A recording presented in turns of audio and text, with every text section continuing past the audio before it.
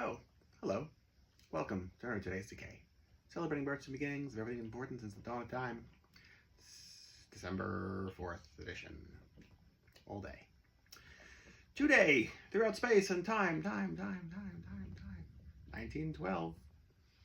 When Dane Ackerman was born. She emigrated to this country during the 30s, I believe, and met Forrest J. Ackerman and fell into the fandom, the science fiction fandom circles. When she became an American citizen, she changed her name to Wendane Mondell, which Forey gave her that name. I forget what her birth name was. But he was very proud when he was telling me the story of how he met her, and as their relationship evolved over the decades, that she was the only person in this world with that name, because he had, thunk it up himself.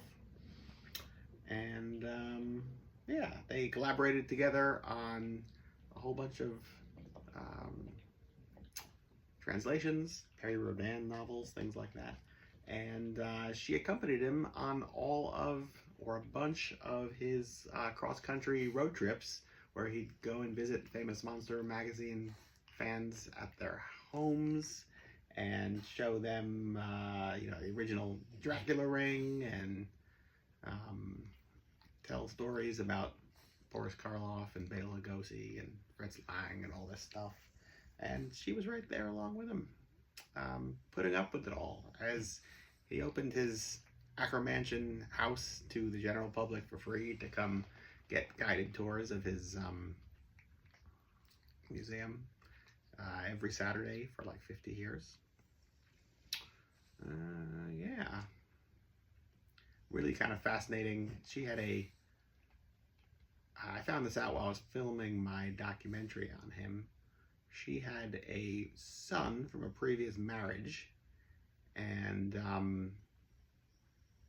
he was obsessed with her, and the way it was explained to me, never cut the cord,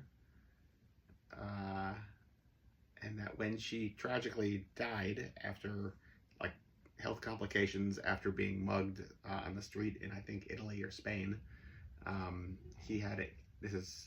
her son had a square inch of her flesh cryogenically frozen, so that way sometime in the future he could clone her and raise her from infancy himself.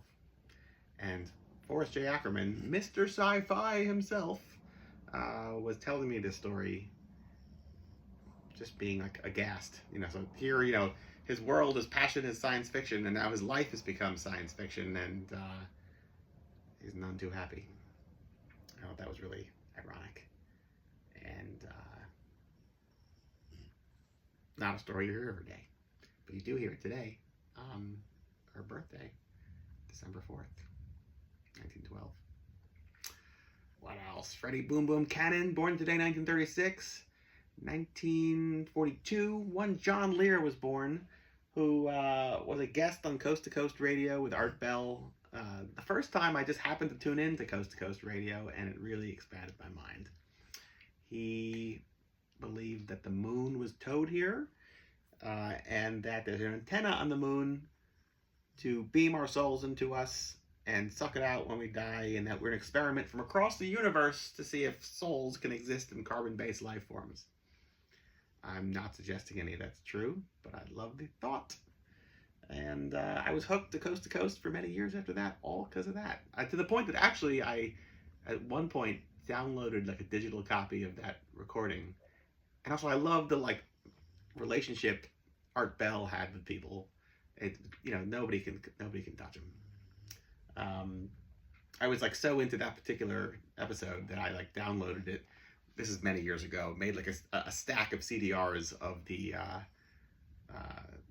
duplication of the show, and just passed it out at one of my DJ nights with the intention of listen to this at home.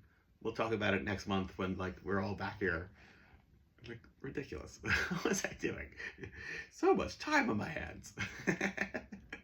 Yeah. What else? Who else had time on their hands? Today, December 4th, 1956. Um, Johnny Cash, Carl Perkins, Jerry Lee Lewis, and Elvis Presley had some time on their hands, and so all wandered down to Sun Records to jam together. And from that came the $1 Million Quartet. Really unfortunate that I think it's mostly religious songs, but you know, such is life, I guess, right? Anyway, I gotta get back to painting. Time's wasted otherwise. December 4th. The whole day. From us to you. Till tomorrow. See ya.